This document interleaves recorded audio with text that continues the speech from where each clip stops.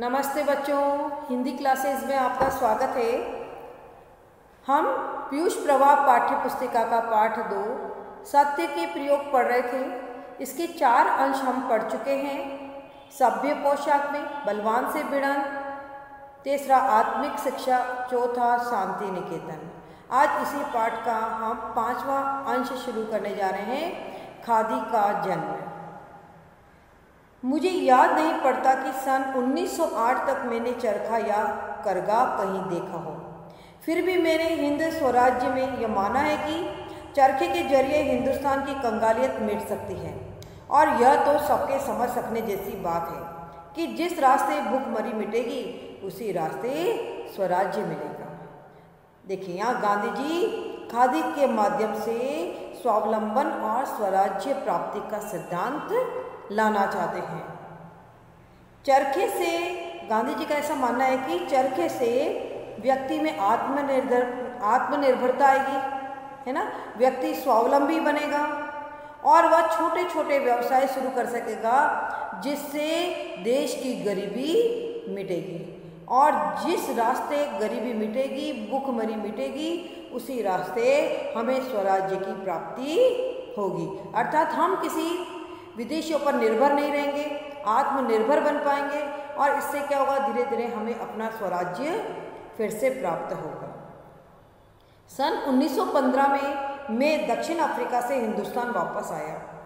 तब भी मैंने चरखे के दर्शन नहीं किए थे। आश्रम के खुलते ही उसमें करगा शुरू किया था। करगा शुरू करने में भी मुझे बड़ी मुश्किल का सामना करना पड़ा। हम सब अनजान थे, अतएव करगे के मिल जाने भर से करगा चल नहीं सकता था। आश्रम में हम सब कलम चलाने वाले थे। कलम चलाने वाले अर्थात हम सब साहित्यकार थे या व्यापार करना जानने वाले लोग इकट्ठा हुए थे। हम में कोई कारीगर नहीं था, इसीलिए करगा प्राप्त करने के बाद बुनना सिखाने वाले की आवश्यकता पड़ी। अर्थात चरखा तो मिल गया, किंतु चरखे पर कैसे कपड़ा बुना जाए तो बुनना सिखाने वाले की आवश्यकता हुई। काठियावाड़ और पालनपुर से करगा मिला और एक सिखाने वाला आया। उसने अपना पूरा हुनर नहीं बताया, पर मगन लाल गांधी शुरू किए हुए काम को जल्दी छोड़ने वाले न थे। उनके हाथ में कारीगरी तो थी ही, इसीलिए उन्होंने बुनने की कला को पूरी तरह समझ ली। और फिर आश्रम में एक के बाद एक नए नए बुनने वाले तैयार हुए। देखिए, काठियावाड़ और पालनपुर से चरखा मंगाया गया और वहीं से एक सिखाने वाला व्यक्ति भी आया, किंतु उसने अपना पूरा हुनर नहीं बताया। किंतु मगन लाल गांधी ने तो क्या किया कि वो तो वैसे भी कला प्रिय थे, है ना, और उन्होंने उस हुनर को अच्छे से सीखने का प्रयास किया। और उनके हाथ में तो कारीगरी तो वैसे भी थी और बुनने की कला को उन्होंने पूरी तरह समझ भी लिया था। और उन्होंने एक के बाद एक कई लोगों को कपड़ा बुनना सिखाया। इस तरह से कई कपड़ा बुनने वाले लोग तैयार हो गए। हमें तो अब अपने कपड़े तैयार करके पहनने थे, इसीलिए आश्रम वासियों ने मील के कपड़े पहनना बंद किया और यह निश्चय किया कि वे हाथ करगे पर देसी मिल के सूत का बुना हुआ कपड़ा पहनेंगे। देखिए, गांधी जी ने आश्रम वासियों के साथ यह निश्चय किया कि अब हम विदेशी मिल में बने कपड़े नहीं पहनेंगे, अब हम चरखे पर बने हुए देसी मिल के सूत के कपड़े ही पहनेंगे। ऐसा करने से हमें बहुत कुछ सीखने को मिला। हिंदुस्तान के बुनकरों के जीवन की, उनकी आमदनी की और उन सूत प्राप्त करने में होने वाली कठिनाइयों की, इसमें वे किस प्रकार ठगे जाते थे, आखिर किस प्रकार दिन पर दिन वे कर्जदार होते जाते थे, इस सब की जानकारी हमें मिली। यानी गांधी जी कह रहे हैं कि जब हम बुनकरों के संपर्क में आए तो उनके जीवन के बारे में हमें बहुत कुछ जानकारी मिली कि वे सूत प्राप्त करने में उनको कितनी कठिनाइयाँ होती थी, उनकी आमदनी कितनी कम थी, किस तरह से वे लोगों के द्वारा ठगे जाते थे और दिन पर दिन वह कर्ज तले दबते जाते थे। इन सब की जानकारी हमें प्राप्त हुई। हम स्वयं अपना सब कपड़ा तुरंत बुन सके ऐसी स्थिति तो थी नहीं। इस कारण से बाहर के बुनकरों से हमें अपनी आवश्यकता का कपड़ा बुनवाना पड़ता था। देसी मिल के सूत का हाथ से बुना कपड़ा झट मिलता नहीं था। बुनकर सारा अच्छा कपड़ा विलायती सूत का ही बुनते थे, क्योंकि हमारी मिलें महीन सूत काटती न थी। महीन का अर्थ होता है बारीक। आज भी वे महीन सूत अपेक्षाकृत कम ही काटती है, बहुत महीन तो काट ही नहीं सकती। अर्थात गांधी जी कहते हैं कि बुनकर जो है सारा अच्छा कपड़ा जो है विलायती सूत का ही बुनते थे, क्योंकि विलायती सूत जो है वह बहुत महीन होता था, बहुत बारीक होता था। और हमारी मिलें जो है, देशी मिलें जो है, वह इतना बारीक सूत नहीं काटते थे। और आज भी गांधी जी कह रहे हैं कि वे विदेशी मिलों की अपेक्षाकृत कम ही महीन सूत काटती है। बड़े प्रयत्न के बाद कुछ बुनकर हाथ लगे, जिन्होंने देसी सूत का कपड़ा बुन देने की मेहरबानी की। इन बुनकरों को आश्रम की तरफ से यह गारंटी देनी पड़ी थी कि देसी सूत का बुना हुआ कपड़ा खरीद लिया जाएगा। अर्थात कुछ बुनकर गांधी जी को मिले जिन्होंने देसी सूत का कपड़ा बुन लेने की मेहरबानी दिखाई, किंतु उसके लिए भी उन लोगों गांधी जी को गारंटी देनी पड़ी कि तुम्हारे द्वारा देसी सूत का बुना हुआ कपड़ा आश्रम की तरफ से खरीद लिया जाएगा। इस प्रकार विशेष रूप से तैयार कराया हुआ कपड़ा बुनवाकर हमने पहना। अर्थात इस विशेष प्रकार का खादी का कपड़ा बुनवाकर हमने पहना और मित्रों में उसका प्रचार किया। यूँ हम काटने वाली मिलों के अवैतनिक एजेंट बने। अवैतनिक का अर्थ होता है बिना वेतन के एजेंट बने। मिलों के संपर्क में आने पर उनकी व्यवस्था की और उनकी लाचारी की जानकारी हमें मिली।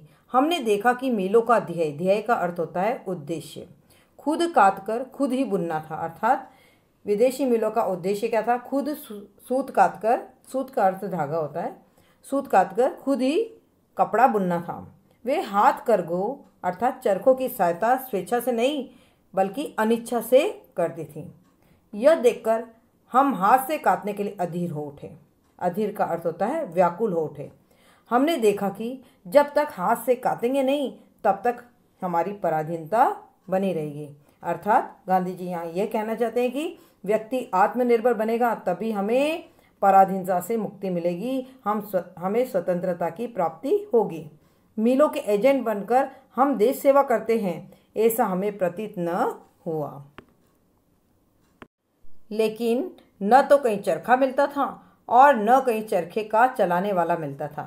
कुकड़िया आदि भरने के चरखे तो हमारे पास थे। कुकड़िया क्या होता है? कच्चे सूत का लपेटा हुआ लच्छा। भरने के चरखे तो हमारे पास थे, पर उन पर काता जा सकता है, अर्थात सूत काता जा सकता है, इसका तो हमें ख्याल ही नहीं था। एक बार कालिदास वकील एक बहन को खोज कर लाए। उन्होंने कहा कि यह बहन सूत काट कर दिखाएगी। उसके पास एक आश्रमवासी को भेजा जो नए काम सीख लेने में बड़े होशियार थे, पर हुनर उनके हाथ न लगा। एक बार कालिदास नाम के एक वकील ने एक बहन को खोज निकाला जो सूत काटना जानती थी, और एक आश्रमवासी जो कि नए काम सीख लेने में बहुत होशियार था उसको भेजा उस स्त्री के पास, किंतु वह सूत काटने का हुनर उससे सीख नहीं पाया। दिन तो बीते जा रहे थे। मैं अधीर हो उठा था। अधीर का अर्थ होता है व्याकुल हो रहा था। आश्रम में आने वाले हर ऐसे आदमी से जो इस विषय में कुछ बता सकता था मैं पूछताछ किया करता था, पर काटने का इजारा, इजारा का अर्थ होता है ठेका, तो स्त्री का ही था। अतएव औने कोने में पड़ी हुई काटना जानने वाली स्त्री तो किसी स्त्री को ही मिल सकती थी। सन 1917 में मेरे गुजराती मित्र मुझे भडोज शिक्षा परिषद में घसीट ले गए थे। वहाँ महासाहसी विधवा बहन गंगाबाई मुझे मिली। वे पढ़ी लिखी अधिक नहीं थी, पर उनमें हिम्मत और समझदारी साधारणतया जितनी शिक्षित बहनों में होती उससे अधिक थी। उन्होंने अपने जीवन में अस्पृश्यता का अर्थ होता है छुआछूत की जड़ काट डाली थी। वे बेधड़क दलितों से मिलती और उनकी सेवा करती थी। उनके पास पैसा था, पर उनकी अपनी आवश्यकताएं बहुत कम थीं। देखिए, गांधी जी अपने मित्र के साथ भडोज गए और वहाँ गंगाबाई से मिले थे। गंगाबाई जो कि पढ़ी लिखी नहीं थी, किंतु वह एक समाज सेविका थी। समाज में फैली हुई बुराइयों का वह सदैव विरोध करते थे और दलितों की सहायता भी करती थी। उनका शरीर सुदृढ़ था और चाहे जहाँ अकेले जाने में उन्हें जरा भी झिझक नहीं होती थी। अर्थात वह हिम्मत वाली भी थी, समझदार स्त्री भी थी। वे घोड़े की सवारी के लिए भी तैयार रहती थी। इन बहन का विशेष परिचय गोधरा की परिषद में हुआ। किसका? गांधी जी का उस स्त्री से परिचय हुआ गोधरा परिषद में। अपना दुख मैंने उनके सामने रखा। गांधी जी का दुख क्या था कि सूत काटने की जो समस्या थी उनके सामने, वह समस्या उन्होंने गंगाबाई के सामने रखी। और दमयंती जिस प्रकार नल की खोज में भटकती थी, दमयंती जिस तरह से अपने पति नल की खोज में भटकती थी और अंत में वह यमराज से अपने पति के प्राण छीन कर लाई थी, उसी प्रकार चरखे की खोज में भटकने की प्रतिज्ञा करके उन्होंने मेरा बोझ हल्का कर दिया। देखिए, गांधी जी ने गंगाबाई से निवेदन किया कि आप चरखे का प्रचार प्रसार करें और चरखा सिखाने में हमारी मदद करें। उसने गांधी जी को सहायता देने की प्रतिज्ञा की, वचन दिया। उसने लोगों में चरखे का प्रचार प्रसार किया और लोगों को चरखा चलाना भी सिखाया। इससे कपड़े की आवक बढ़ी और जिससे गांधी जी को खादी की समस्या से मुक्ति मिली और गांधी जी का सपना साकार हुआ। क्योंकि गांधी जी चाहते थे कि लोग विदेशी कपड़ों का बहिष्कार करके स्वदेशी कपड़ों को अपनाएं और व्यक्ति आत्मनिर्भर बने, ताकि हम अपने स्वराज्य को पुनः प्राप्त कर सकें। तो ये सब बातें साकार होते देख गांधी जी का सपना साकार हुआ।